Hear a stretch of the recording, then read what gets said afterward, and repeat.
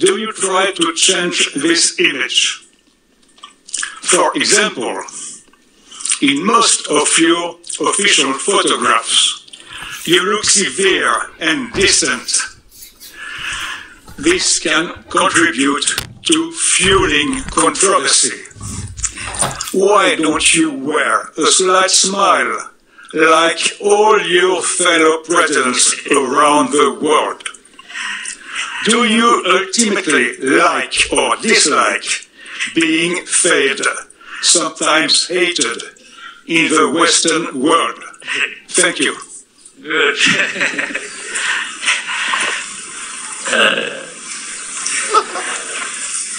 I think you have summarized well the questions that have been there but not asked directly. But for the smile, I think I have to borrow either some talent or actually directly the smile from some people.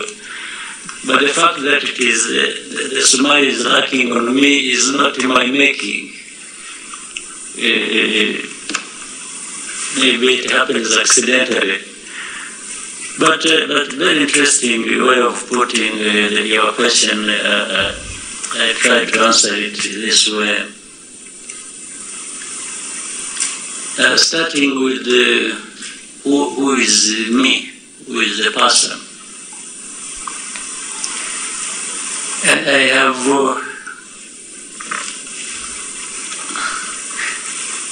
me is the person you see. I'm not hiding anything. What you see in me is what I am. If we are just going by the looks or by whatever, or what I do more, I think is what may describe me than my physical looks. So I wanted to say, what you see is what you get with me. And in most cases, in words or in deeds, they relate. My deeds and my words tend to relate. My looks may be different from that, may be different from my deeds and how I think. But in any case, isn't the description of the looks also subjective? There are people who see me as through the looks as a terrible person. There might be others who say, after all, there's nothing bad looking like that. So it's subjective. But to the point you're making, well, tyrant or cruel or... You see, you can't be bad to that extent. Cruel or a tyrant or bloodthirsty or whatever, and hide it. It's difficult. Even if you try to hide it, there is a moment it betrays you. And that also, once it has come out or once it is not there, you register the feeling, the description, from people who have to deal with you. If I was some of the things people have said about me or described me as, the judgment is out there, either for the people of this country or the people somewhere else. And it wouldn't just be confined to the press, because the press is full of individuals. But these individuals don't add up to a population that is as big as Rwanda's, even if Rwanda is very small. These are just individuals. 5 in France, 10 in America, 3 in China, 2 in Belgium, and so on and so forth. If you add all of them up, and they are even all negative and saying things about me, surely these can't be the people that are right and the rest wrong. But they only take advantage of the platform they have, they're able to command some voice that they put out there for people to, even people who don't know what you're talking. There are many people who even don't know about Kagame and get to know him by what a journalist has said, or one in the press has said.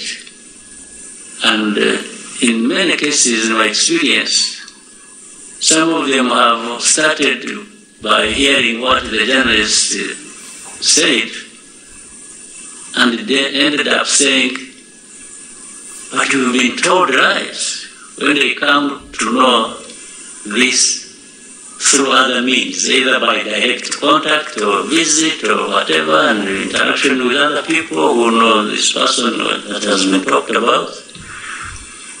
And I say, this person told us lies. And consistently, over many years, has been telling us lies. What we saw, what we heard, whether it is this city, whether it is the person, whether it is this. They say, no, but what you are being told is completely different from what you have seen or experienced. So, and of course, there is a particularity with the Western press. The Western press, you find out there are things that were said about this country 30 years ago, 25 years ago, that are being repeated now, which means, according to them, nothing has changed. They talk about Rwanda, very poor population. We are poor. We are not where the developed countries are, for sure. But this poverty, the way it was in 1995, in 2000, is not the way it is in 2024. But somebody will keep writing in the press, like what we have today is the same thing as we had 25 years ago, and keep just rubbing it in. You know, even the Kagame and his looks and so on, I've been trying, in recent days I've been trying with a smile. Maybe it's not a good smile, but I've been trying. So the Kagame I saw in 95, 94, 2000, anyway, there was no smile. There was nothing to smile about, so I didn't smile. But now, with some progress, I can afford some smile once in a while. So, if somebody thinks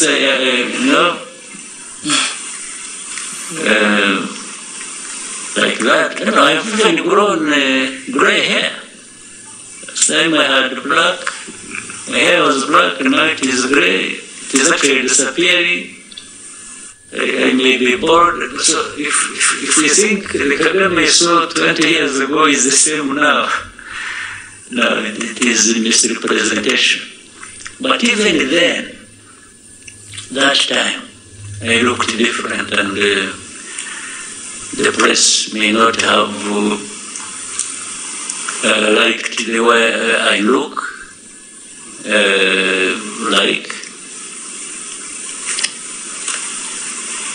But the situation that time maybe looked like that itself. I can't be in a heap of that and then I'm smiling. I mean, that's a lie. I wouldn't be a lie, I wouldn't be pretending, I would actually be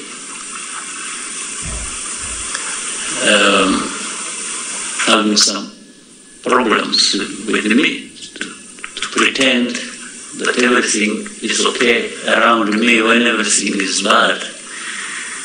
So, finally, the Kagame you see or there, or you like or you don't like, is going to be there anyway.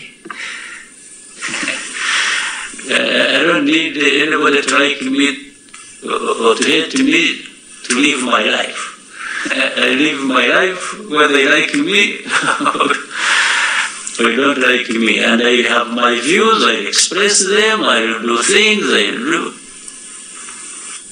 So I owe my living to not a single individual or country, even powerful ones.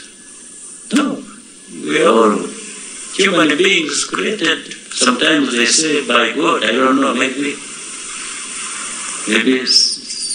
we are there for some, but so for somebody to have powers over me, that one I can tell you is not possible. And even the most powerful didn't create me. Who created them, first of all? And we are all here just temporarily. If we are lucky, we live up to 100 years. Those are the luckiest.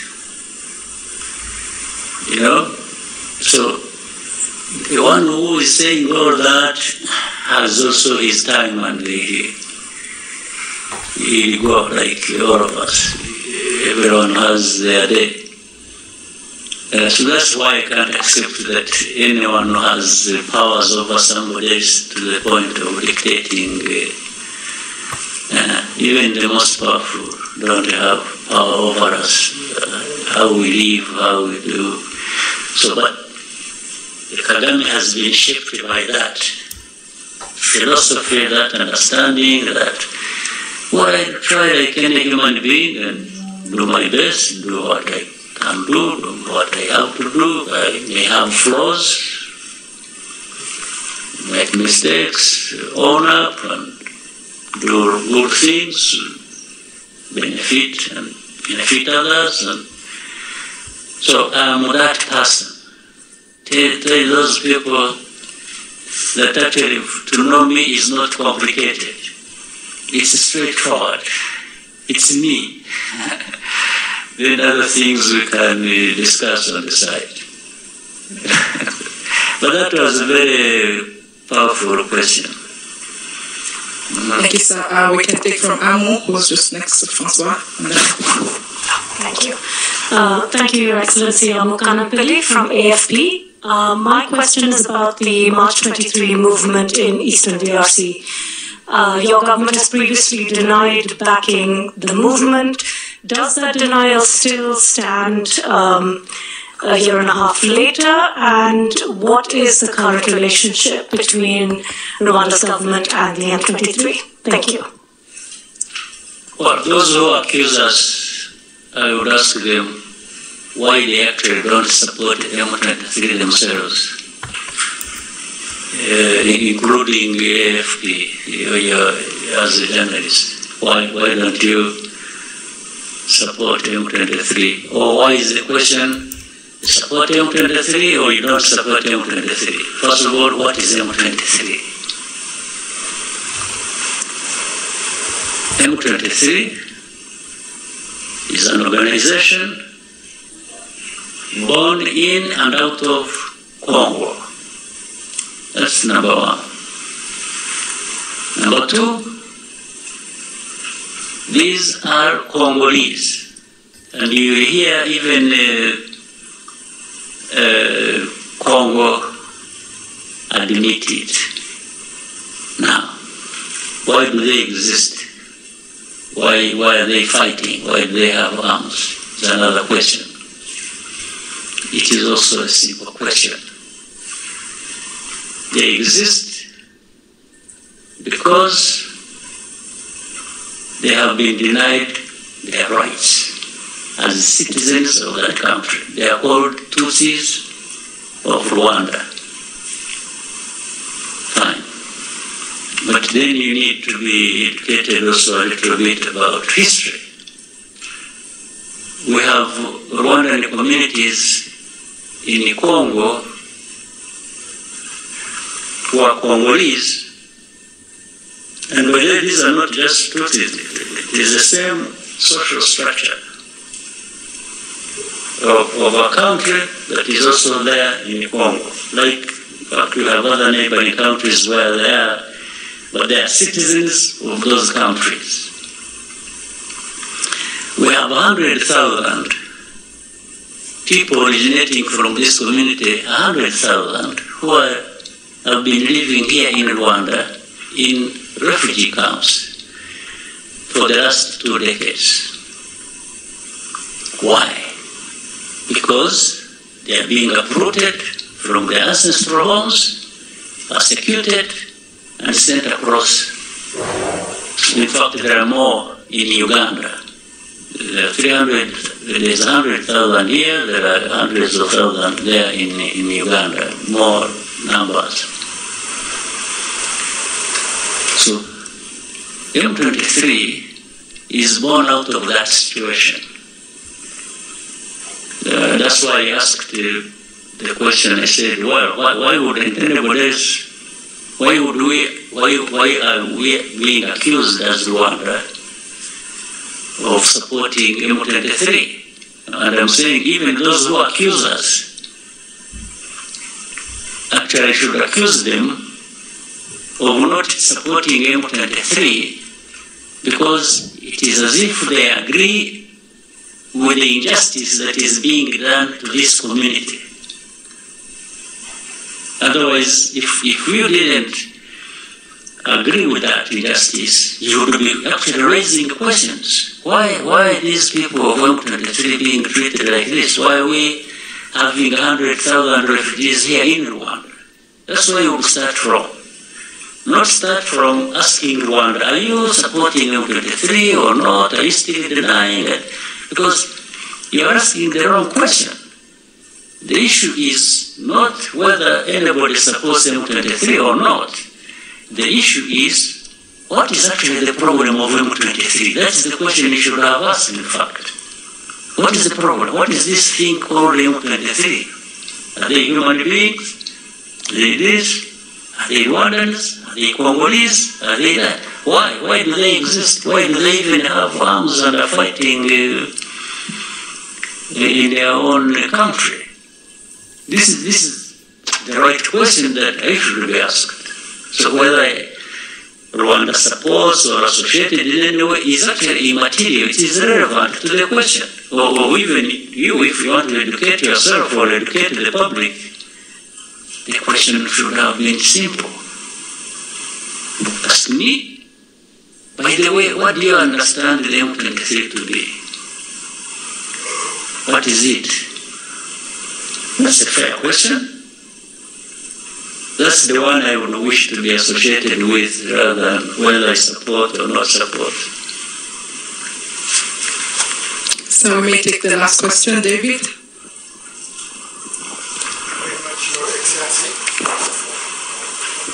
Thank you very much, Your Excellency. Deepak talked about the image. I've been traveling through the continent, and the majority of the youth, I think, don't want you to remain the way you are.